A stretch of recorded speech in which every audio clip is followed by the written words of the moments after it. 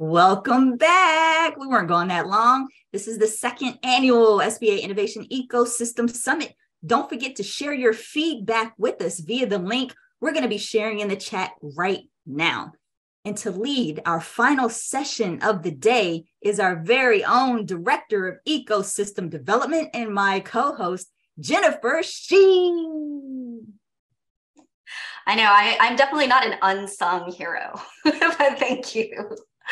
Hi, everyone. We are at our last session of the day, and I'm so excited to lead this conversation with our special guest, Jordan Blashek. I don't know which side he's on for me now. I'm starting to think about that. But Jordan is the President, Chief Operating Officer, and co-founder of America's Frontier Fund, where he oversees the strategy, management, and operations of the organization. Previously, Jordan was the Vice President of Business Formation at Schmidt Futures, a new policy, philanthropy, and investment fund founded by former Alphabet Chairman Eric Schmidt and his wife, Wendy Schmidt. Jordan's also the author of the best-selling nonfiction title, Union, a Democrat, a Republican, and a Search for Common Ground. He currently serves on the board of Operation Gratitude, a nonprofit organization that serves America's first responders and military veterans. He was the founding chairman of the Chief of Staff Association and a venture partner at J Ventures Fund. Jordan graduated with a bachelor's from Princeton University, a JD from Yale Law School, and an MBA from Stanford Graduate School of Business. Somebody who's always learning, it sounds like. But he started his career as an infantry officer in the US Marine Corps, where he served 2 combat tours in Afghanistan and the Horn of Africa. He completed his service after 5 years, reaching the rank of captain and receiving numerous awards for leadership.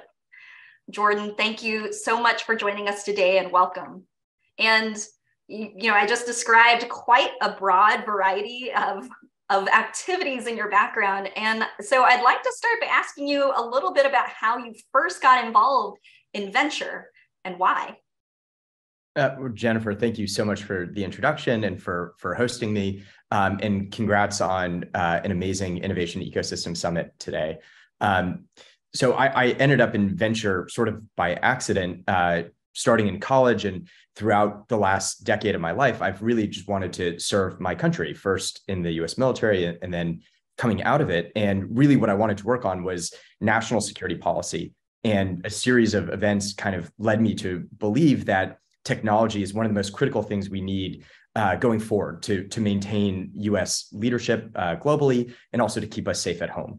And when I really dove into this question of how do we continue to lead in technology, I think one of the things that really struck me was you need both amazing entrepreneurs and amazing R&D, but you also need capital. And if the capital is not there, it's very hard, no matter how talented the person, to be able to get their innovation off the ground.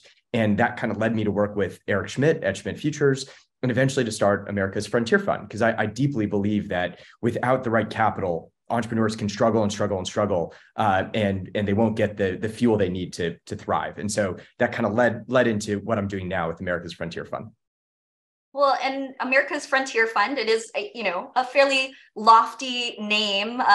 We like to call the Small Business Innovation Research and Small Business Technology Transfer Programs America's Seed Fund, and that's mostly because we have too many acronyms and it takes a long time to say it all without the acronyms.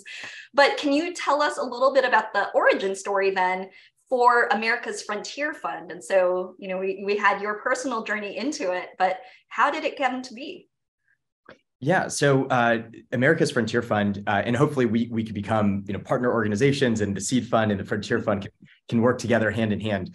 It started about a year and a half ago, just between my co-founder Gilman Louie and I, and we were having a bunch of conversations about how to reignite the innovation engine in America. And one of the things we deeply believed was that if you could really marshal the capital markets and you could marshal the amazing R&D and talent we have in the country, that you could unlock this new wave of innovation. And at the same time, we saw the US government getting ready to really invest back into the American innovation base in a big way. And I know you all are working on this in various ways, the CHIPS Act with Commerce and the Inflation Reduction Act with DOE and the Office of Strategic Capital with DoD are all a reflection of this huge commitment back into the American innovation base. And as we solve that, Gilman and I believe that there needed to be some bridge between the government and the private sector. And previously, Gilman had done that with InQtel, which is the CIA's venture fund. And so we took parts of that model, which were a nonprofit organization, to say we could create a venture fund out of a nonprofit. And that really was the genesis of our model. And as we thought about, like, how do we signal the public benefit mission, like that we truly care about rebuilding America's innovation base, that kind of led us into the name, which is, it's at the end of the day, it's for America. And we love the idea of the frontier. It's such an evocative word that suggests sort of the American ethos of conquering, the next horizon. And so naming it America's Frontier Fund to us really captured the ethos of, for the country and pushing forward kind of this next boundary in our future as a country. Yeah, it definitely, it makes me also think, of course, about Star Trek, but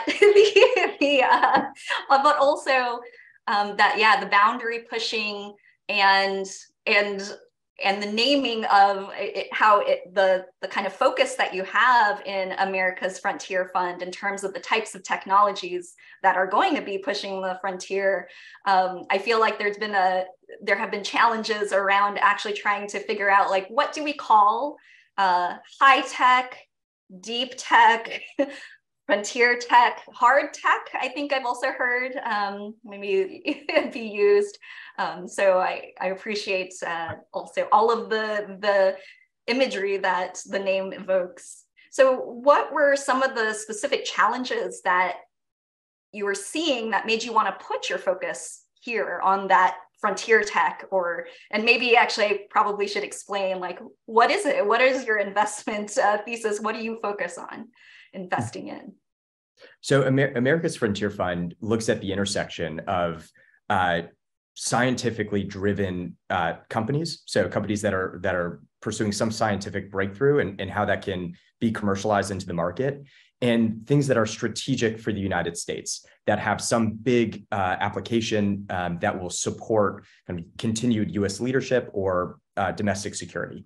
And the reason we think that's so important is, for the last 100 years, technology has really driven so much of America's prosperity, its leadership in the world, our military prowess. It's underpinned so much of our leadership in the world. And what we've seen over the last decade is that all these new frontier technologies are coming to market almost at the same time. And you can look across, AI, semiconductors, advanced materials, energy, and you just have this wave of new possibility coming. And I think at the same time, we also see that other countries are competing. They're racing to capture those breakthroughs first. And whoever kind of achieves leadership in these technologies gains enormous advantage. And so for AFF, that's where we wanted to focus, at this intersection of frontier technology and US strategic advantage. And we believe that there's this unique moment right now for a lot of reasons. One of them is that the last wave of innovation has kind of come to an end. So, we saw this incredible growth in the internet and all these tech companies built on top of the internet over the last 2 decades. And those are kind of hitting the end of the asymptote, and they're becoming more incremental, less disruptive in nature. And what that means is there's going to be all this capital now going in search of what is the next disruptive innovation. So you're having the capital markets begin to shift towards these new areas. You're also getting the U.S. government deeply engaged in these technologies and wanting to make sure that the U.S. kind of maintains its leadership. And finally, I think you're seeing interest on the entrepreneur side. You're seeing people believe that they really want to tackle the hardest problems. That's the area to go. And so that's where AFF is really excited to bet on those founders, to help them get the capital they need to thrive, and to make sure that America continues to lead in these areas. And where we really believe we have a special value to add is at that incubation stage. So partnering from the very beginning with a founder, helping them build their team, kind of de-risking that first stage of development and bringing in other capital providers in order to begin to hit scale. And I think that's, definitely a place where the federal government has played a big role historically and continues to try to be there in being very long-term thinking very long term about these efforts and how to support and create an environment where those types of technologies and innovators can be supported. And I really appreciate that, both you and your co-founder, Gilvin Louie, had come from, probably also having a little policy wonkishness in the background of seeing where some of the conversations and bills were going, where you'd be able to start building different pieces and figuring out how the public sector and private sector and federal government and maybe state government could also have all these different pieces that come together. And so it seems like, especially as you're talking about how you're going to be building and supporting founders at a very early stage, you're trying to bring and serve as a convener, bringing lots of different ecosystem pieces together. And so I'm curious how you might describe that, or what are these different pieces that you're looking to bridge and connect? Yeah, absolutely. That's a great question. I think we believe that the private sector and the government each have things they're really good at. And the thing the government is really good at is they can shine a light on areas that they think are really important. And the US government has done this extremely well over the last decade, basically signaling to universities and researchers where the US government's priorities are. And that's in putting out critical technology lists and directing R&D where they want activity to go. And our private sector is the greatest engine of value creation in the world. And I think it does its best when it can bet on entrepreneurs who are taking risk, and the capital markets can figure out how to assess that risk and then invest accordingly. And where AFF can play a unique role is in bridging those two communities, taking essentially the government's priorities and helping identify where we see real potential in the R&D base and in the markets, developing sophisticated theses for investment, and then using our own capital to take that early risk, so that we can then partner with the rest of the private sector in order to take that emerging company into full commercialization. And so on the government side, I think using our policy wonkishness, we can engage early with policymakers, share our own views of where we think the real opportunities are and what's strategic for the United States, using our scientists and our investors to really go deep into these tech areas. And then we can take that and go to the investment side and say, this is why we're putting our money into these technologies. And the private sector should trust us because we have long track records as good investors, and our skin is in the game with them to build these companies. And so that's the role we really want to be able to play, is that translator between public and private. There's two different directions my brain is like going into and following up. So I'll have to try to remember one of them for later. But I did want to come to, well, maybe I'll start with this one, which is, you raised the word trust, and that's actually been something that has come up a lot over both days of the summit, where, because we're talking a lot about collaboration and partnership and trust, I guess, what are some of the ways that, or what do you look for in potential partners to bring in? And, how do you start to build that trust that, we have common goals and missions that are aligned and that we can work together? What are some of the ways that you see as collaborative partnerships? Mm-hmm. So to us, trust is something that's built over time, and it's something that we know that we have to do as we go to look to partner in regions across the country. We know that it starts day one, but it's a long process to build trust. But I think there are some factors that go into it. I think the first is leading with values and being very clear about what we're doing. It's part of why we chose to be a nonprofit, to call ourselves America's Frontier Fund. We want to make very clear to everyone that first and foremost, we care about our mission and ensuring that America continues to be the technology leader in the world. I think the next is the incentive structure, and incentives. I think Warren Buffett said it, but it's incentives are superpowers. And so we like to align our incentives with those of our partners to make sure that they know we have skin in the game alongside them, that we're deeply committed for the long term based on the structure of the relationship. And then lastly, it's to be there on the ground together repeatedly over time. And so wherever we go, we want to make sure that we're constantly going to visit, because there's nothing to replace that sort of in-person development of relationships. And trust at the end of the day it's a relationship. And so that's how we think about our partnerships. And where we see a lot of opportunity today is that there are burgeoning tech clusters or innovation regions across the country. I'm so sorry about that. Burgeoning tech hubs across the country. And those tech hubs have local stakeholders. They have the local governments really engaged to figure out, like, what can we do to attract talent, capital, and entrepreneurship. And we want to go be their partner in that effort, and to sort of connect our national policy, capital and expert networks down to the local level. But in order to do that, we have to be there, and we have to go visit, and we have to spend time together to understand, what are the local challenges, what are the local capabilities, and how can we work with both in order to create a vibrant hub. And that would be my main message to your audience today. It's that we're truly at a unique moment in U.S. history, where the federal government has made such a massive commitment to a new industrial strategy, and it just unlocks such incredible opportunity in regional hubs across America. And I think there's a willingness and an openness to fund new innovative ways of partnering or catalyzing innovation. That's really exciting, and I think it's going to lead to all kinds of new collaborations and efforts, and will hopefully lead to this amazing new era of innovation and prosperity across the country.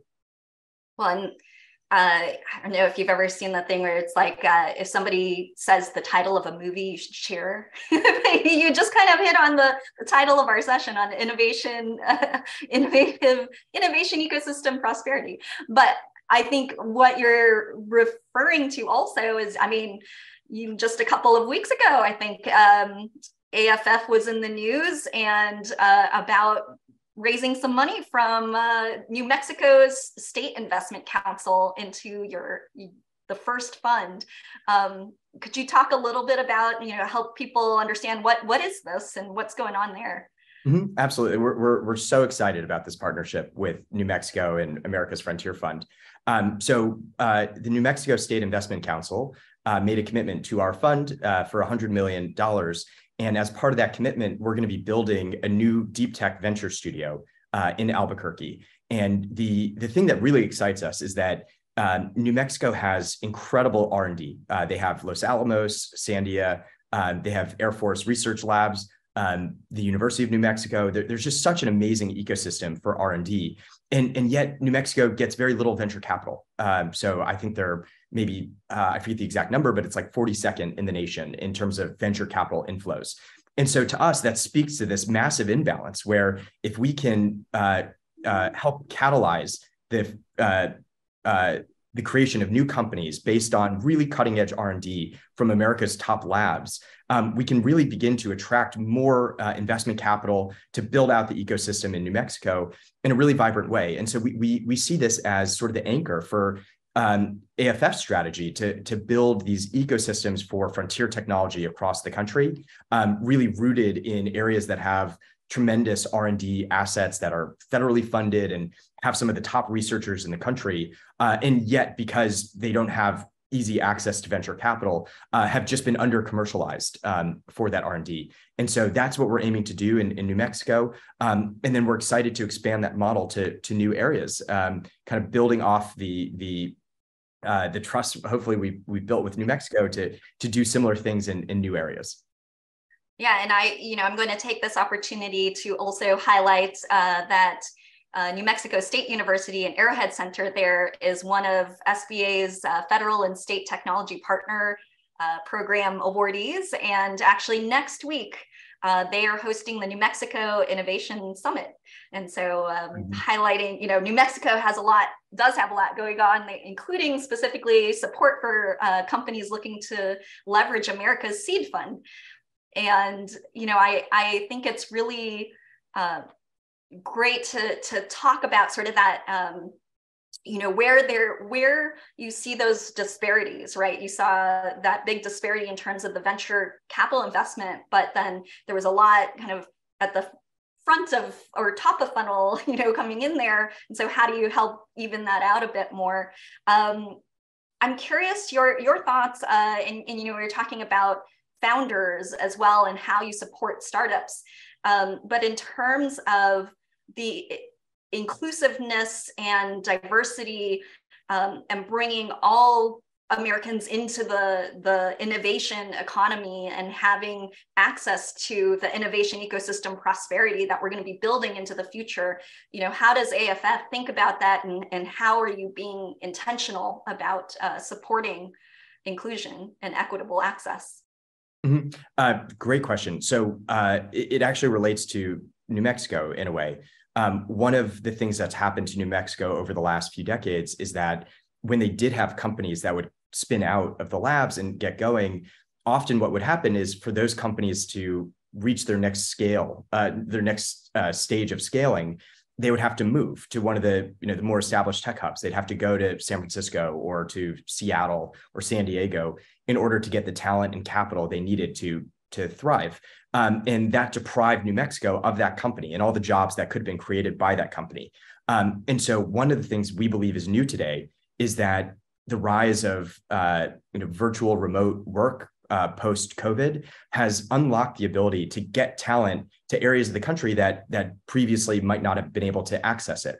So rather than have to go to San Francisco in order to get the engineers it needs, a company can now stay in New Mexico, get the specialized talent that might only be in a few parts of the country, but then really focus on all the other jobs that get created in their home state. And I think the thing that can really make that flower is that public-private collaboration. So to the extent that the combination of federal and state funding can build a more vibrant ecosystem, creating more skilled trade jobs, creating more infrastructure that startups can take advantage of, it gives a really good reason for those startups to stay in their home communities and for that community to benefit from all the jobs and value that gets created, even as the startup takes advantage of national capabilities, specialized talent that maybe there's just only a handful of them across the country. And so to us, that is one really big, powerful way that you create a more equitable, vibrant ecosystem around the country, because startups can stay in their home community. They don't have to fly to the handful of traditional tech hubs. And in doing so, I think those ecosystems grow exponentially. The more companies you have that stay in one area, the more the alumni can go create new companies, the more wealth transfers into the community and doesn't, again, just fly to those 5 traditional tech hubs.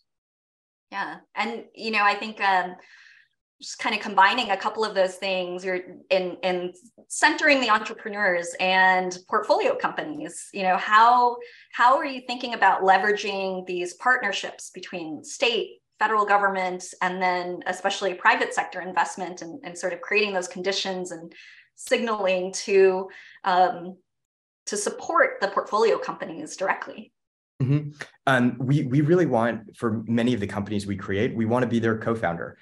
We've really focused on the venture studio model because it allows us to be that co-founding partner and to really work hand in hand to figure out how to make the most of the state and local support and how to really design for success in the private market.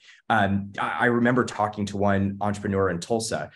She's an incredible entrepreneur working on a really sophisticated battery technology that is world-class. And she really struggled to raise venture capital early on because she didn't have a partner to kind of help her understand the ecosystem in Silicon Valley to raise money, or a supportive local government that could provide early research support or facility space or other things to help her get off the ground. And so, our vision is that we could be that partner for entrepreneurs across America and really work hand in hand to figure out, what do they need to do to thrive in the venture capital ecosystem, and how can they best take advantage of all the different resources the U.S. government has to offer to support new entrepreneurs. And so then, for some of those entrepreneur support organizations and ecosystem builders that are here in the audience today that might not have experience working with the government, what have you learned about state or federal partnerships and opportunities that you think other entrepreneur support ecosystem builders should know and explore? So in my experience, I think everyone I've met on the state or federal side has just unlimited desire to help the entrepreneur. Everybody I've ever met in the government just deeply believes in what they're doing and their mission to support the United States and its citizens and the companies. I think the challenge on the federal government side or the state side is one that there's a lot of incoming. And so they have a lot of people demanding their time or who are seeking support. I think the other is, sometimes it's the way of engaging doesn't lead to that, to use your phrase again, that early trust. And so what I'd encourage people to do when they're thinking about working with the government, trying to find support, is to try to find people behind it rather than just kind of submit things through an online portal. Do outreach, use LinkedIn, find someone who can kind of help guide them through the process. And that could be internal to the government or external through a group like us, who can help kind of shepherd them through. Because at the end of the day, I do think that the big problem is just finding that person-to-person connection where you can trust, I know who's helping me and why they're helping me. And so I'd really make the case that at the end of the day, this is all personal and based on trust. And the more you can find the person behind it, I think the easier it will be to navigate. I really appreciate that. And I see Jamila on the screen, which means to wrap things up, maybe I can bring it to a quote that was in the announcement about New Mexico's investment in the Frontier Fund 1, which was, "We believe that the next decade could see more breakthrough innovation than the previous 5 combined." So let's leave with your biggest vision for how government, venture funds, entrepreneur support organizations, the innovation ecosystem writ large, how can we create the most fertile ground to achieve that breakthrough innovation? Not just in the lab, but really get it out there so that it's creating the impact that we are aligned on our mission to see. So I believe that we are seeing the convergence of 3 of the biggest trends in the last half century, and that is the US government's investment back into the American innovation and manufacturing base, which will just catalyze huge amounts of opportunity and make it better to invest in America than it is anywhere else in the world. You're seeing the convergence of all this new R&D that has been funded for decades, reaching tipping points, entering the commercial market in areas like AI and advanced materials and new energy. And you're seeing entrepreneurs come out across the country looking to solve huge problems with more capital available in the private sector than ever before. So all those things together make this truly a unique moment in US history. And I couldn't be more excited for where it's going to go over the next decade. Jordan, thank you so much. It was such a pleasure to have this conversation with you. I'm definitely looking forward to our future collaborations. We really appreciate your time. How can people reach out to you if they want to connect with you or with America's Frontier Fund? Absolutely. So they could find our website at americasfrontier.org, or they could reach out to any of our teammates on LinkedIn. They could find us easily, and we're super responsive on LinkedIn. Thank you so much, Jordan. Thank you, Jennifer. Back to you, Jamila. Thank you. Thank you, Jennifer and Jordan, for that great discussion. I see the chat is blowing up. So let's give them an emoji or a Giphy round of applause, because that's what we do here. And don't forget to visit americaseedfund.us website to get involved with the SBA innovation ecosystem, and make sure you bookmark that site so you can access all the show notes and all the replays from the last 2 days. Unfortunately, we are nearing the end of our time together, but we're not quite done yet. Please stick around. Don't go anywhere. We'll be right back with closing words from Associate Administrator Bailey DeVries.